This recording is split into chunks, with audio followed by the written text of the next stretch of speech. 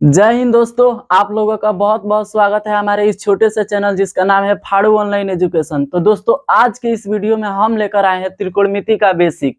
तो बहुत सारे बच्चों का बेसिक मजबूत नहीं रहता है, तो उसके के कारण उनको त्रिकोणमिति में हल करने में बहुत सारी समस्याओं का सामना करना पड़ता है।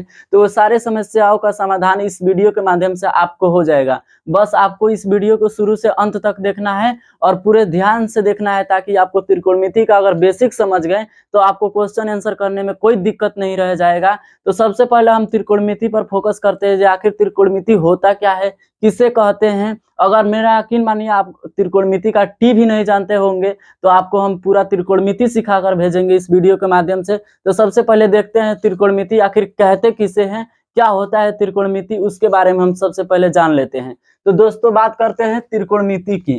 तो देखिए यहाँ पे ट्री आ रहा है, ट्री का मतलब होता है तीन, और गोनो आ रहा है, देखिए कहीं ना कहीं गोनो आ रहा है, तो गोनो का मतलब है होता है क्या, भुजा। और एक आता है मेट्रॉन, इसका मतलब होता है माप। तो क्या कहोगे, तीन भुजाओं के माप को हम क्या कहते हैं, त्रिकोणमिति कहते हैं। अब आप कहोगे जी किसके तीन भुजा के मापे, तो आपको यह जानकारी होगा कि त्रिकोणमिति किस में लागू होता है, तो समकोण त्रिभुज में लागू होता है त्रिकोणमिति। तो देखिए यह समकोण त्रिभुज है। अब आप कहोगे कि सर समकोण त्रिभुज किसको कहेंगे, हम कहाँ जानते हैं। तो आपको बस इस वीडियो को देखना है, समकोण त्रिभुज मैं बता रहा हूँ किसे कहेंगे। कि कहिएगा वैसा त्रिभुज जिसका एक कोण क्या हो 90 डिग्री का हो, उस डिग्री का हो 90 डिग्री का हो, उसे हम क्या कहेंगे, समकोण त्रिभुज कहेंगे। अब चलिए हम जान लेते हैं कि आखिर समकोण त्रिभुज के किस भुजा को किस नाम से जानते हैं। ये बहुत सारे बच्चों के मन में डाउट रहता है, तो हम बता दें उसको कि देखिए जो समकोण त्रिभुज जिस पे खड़ा है उसको क्या कहेंगे हम, आधार। आप जिस पे खड़ा है वो क्या हो गया, आपका आधार हो गया। तो कहीं ना कहीं ये समकोण त्रिभुज किस भुजा पे खड़ा है, बीसी भुजा पर खड़ा है, तो उसको क्या कहेंगे, आधार। उसको इंग्लिश में कहते हैं बेस। ठीक है, तो ये समझ में आ गया। अब हम बात कर लेते हैं कोण की। कोण बहुत सारे बच्चों को पहचानने में दिक्कत होता है, लेकिन आपको एक बात याद रखना है, उसके माध्यम से आप इसको याद कर सकते हैं। देखिए 90 डिग्री के सामने वाला जो भुजा होता है उसको क्या कहते हैं, कोण। और उसको इंग्लिश में हम कहते हैं हाइपोटेनस। हाइपोटेनस कहते हैं। बस आपको इतना याद रखना है कि जो 90 डिग्री के सामने वाला भुजा रहेगा उसको क्या कहेंगे, कोण। उसको इंग्लिश में कहते हैं हाइपोटेनस। अब बात आ गया लंब की। तो देखिए कहीं ना कहीं ये भी भुजा है, ये लंबवत खड़ा है कि नहीं है, ये भी भुजा है, वो लंबवत खड़ा है, तो उसको क्या कहिएगा, लंब। और लंब को इंग्लिश में कहते हैं परपेंडिकुलर। तो देखिए आप कहीं ना कहीं समकोण त्रिभुज के तीनों भुजाओं को कहीं ना कहीं नाम करना तो जान गए। अब बात कर लेते हैं आखिर त्रिकोणमितीय अनुपात होता कितना है। आपके बोर्ड एग्जाम में यह सवाल पूछ देगा, ऑब्जेक्टिव में बताइए त्रिकोणमितीय अनुपात कितना होता है। तो आप क्या लगाओगे ऑप्शन में, ऑप्शन में आपको लगाना है जो 6 होता है आपके त्रिकोणमितीय अनुपात। अब हम बात कर लेते हैं आखिर कौन कौन सा होता है। तो देखिए आपको ध्यान से देखना है कौन कौन सा होता है, मैं बता रहा हूँ। सबसे पहले आता है साइन, उसके बाद आता है कॉस, उसके बाद आता है टेन। ठीक है, अब देखिए कहीं ना कहीं साइन का उल्टा हो जाता है क्या, कॉसेक। अब बात कर लेते हैं कि कॉस का उल्टा क्या होता है। तो कॉस का उल्टा होता है सेक। अब बात कर लेते हैं कि आखिर टेन का उल्टा क्या होता है। तो टेन का उल्टा होता है कॉट। तो आप तो यह जान गए कि साइन का उल्टा होता है कॉसेक, का कॉस का उल्टा होता है सेक, और टेन का उल्टा होता है कॉट। अब आप जान गए कितना अनुपात हो गया, 1 2 3 और 3 इधर, 6 अनुपात हो गया कि नहीं हो गया। तो आपका एक ऑब्जेक्टिव क्लियर हो गया कि त्रिकोणमितीय अनुपात कुल कितना होता है, तो 6। आप क्या कहिएगा, 6। अब हम बात कर लेते हैं कि आखिर इसका पूरा नाम क्या होता है। बहुत सारे बच्चे तो ये पढ़ लेते हैं साइन कॉस टेन, लेकिन इसका पूरा नाम के बारे में नहीं जानते हैं। और आपके बोर्ड एग्जाम में ऑब्जेक्टिव में यह सवाल पूछ देते हैं, जब बताइए कॉस का पूरा नाम क्या है, या कॉस फिर किसका छोटा रूप है, ये पूछ देता है। तो बहुत सारे बच्चे नहीं लगा पाते हैं, तो इसके हम पूरा नाम के बारे में जानकारी ले लेते हैं। सबसे पहले इसको हम मिटा देते हैं, इसको हम मिटा देते हैं। देखिए साइन का पूरा नाम होता है साइन, बस एगो ई लग जाता है, ई लग जाता है। और बात कर लेते हैं कि कॉस का पूरा नाम क्या होता है। तो कॉस का पूरा नाम होता है कॉसाइन। क्या होता है, कॉसाइन। अब बात कर लेते हैं टेन का पूरा नाम क्या होता है। तो देखिए टेन का पूरा नाम होता है टेंजेंट। टेंजेंट। अब कहीं ना कहीं 3 गो हो गया, अब बच गया 3 गो के। तो 3 गो के पूरा नाम हम बता देते हैं। इसको क्या करें, मिटा दे, मिटा देते हैं इसको, क्योंकि दिक्कत ना हो। अब बात करते हैं इसको, जो आखिर अब रह गया कि कौशिक का पूरा नाम, कौशिक का पूरा नाम क्या होता है? तो कॉसेक का पूरा नाम होता है कॉसेकेंट। ये वो होता है कॉसेकेंट, कॉसेकेंट। अब बात कर लेते हैं कि आखिर सेक का पूरा नाम क्या होता है? सेक का पूरा नाम होता है सेकेंड, सेकेंड। अब बात कर लेते हैं कि लास्ट हो गया जो कॉट का पूरा नाम क्या होता है, उसको हम बात कर लेते हैं। कॉट, कॉट का पूरा नाम क्या होता है? तो कॉटाजेंट होता है, कॉटाजेंट होता है। तो देखिए कहीं ना कहीं इसका पूरा नाम आप जान गए। तो आपको ऑब्जेक्टिव में पूछेगा कि बताइए कॉट जो है किसका छोटा रूप है, तो आप क्या कहिएगा? कॉटाजेंट का छोटा रूप है। तो आपका ऑब्जेक्टिव यहाँ से एक ना एक क्लियर हो जाएगा। आई हर बार पूछता है आपके बोर्ड एग्जाम में, ऐसा नहीं है कि नहीं पूछता है। तो सबसे पहले आप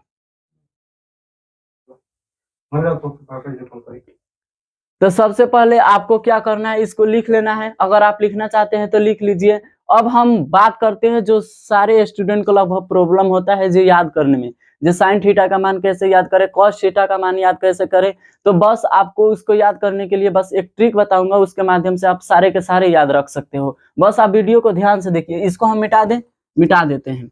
अब देखिए, अब हम बात कर लेते हैं जो आखिर साइन थीटा बराबर क्या होता है।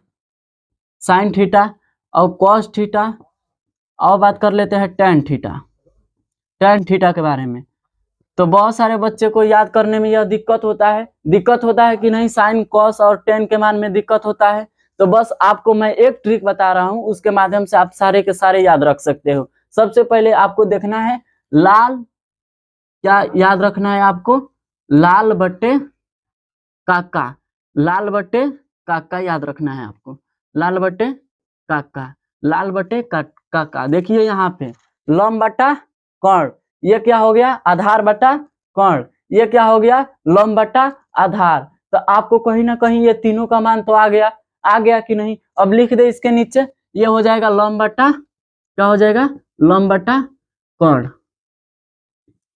और बात कर लेते हैं, ये हो गया 2 नंबर वाला आधार बटा, आधार बटा क्या हो जाएगा?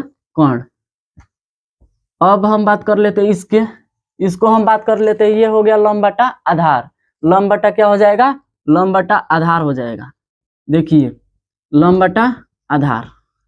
तो आपको बस इस ट्रिक के माध्यम से ये तीनों मान याद करने में कोई दिक्कत होगा नहीं, होगा ना? तो बस अब रह गया कि 3 को कैसे याद करें। ये तो 3 को याद हो गया।